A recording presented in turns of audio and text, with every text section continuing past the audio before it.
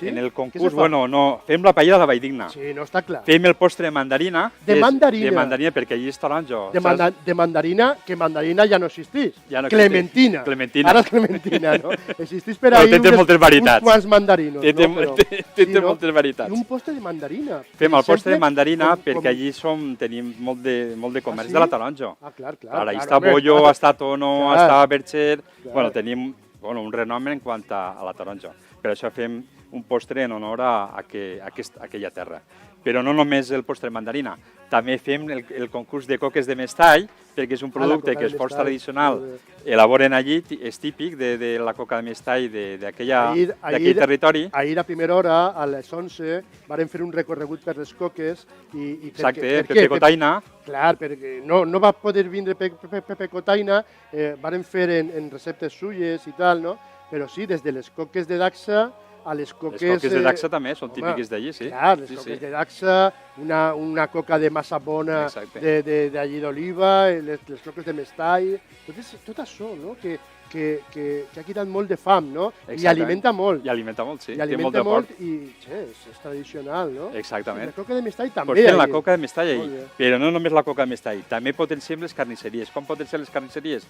Pues integrant el concurs de figatell. Ah, molt bé. Ja en un concurs tens el que és la paella valenciana de la Valldigna, la típica, tenim la taronja i defensem la taronja valenciana perquè n'hi ha que defensar-la, perquè estem llançant-nos a perdre. En IGP, Cítricos Valencianos, que és el que està ahí al voltant, i fent les certificacions de tot allò, no? Exactament. Clar que sí. I més l'any passat, que és quan més força i tenien que reivindicar més, i ho varen fer en el concurs, fent un cartell de la taronja, en fi. Va ser molt reivindicatiu.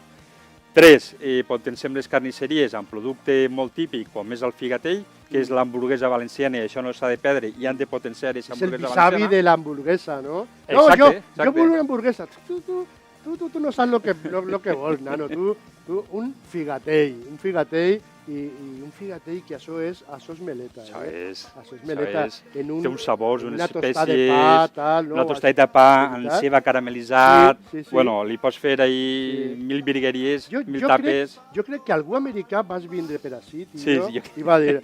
No, perquè diu, la cebeta, i ara l'hamburguesa cebeta, caramelitzada, no sé què. Sí, jo crec que també. Això no pot ser. Jo crec que també. Jo crec que sí.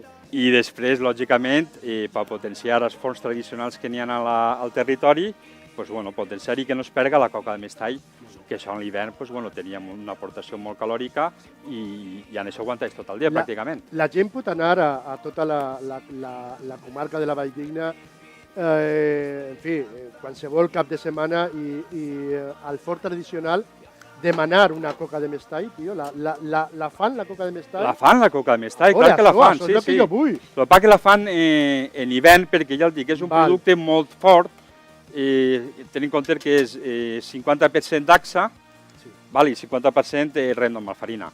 I clar, després li fiquen la típica sardineta o li fiquen la carzalal, l'embotit, la botifarra, vull dir, és un menjar molt fort. I en això aguantes prou de temps. És un esmorzar, no? Segur que... És un esmorzar, sí. Quan arranca el concurs està ahí la coca i fent camilla, no? Això per l'esmorzar, la coca mestall i el figatell per esmorzar.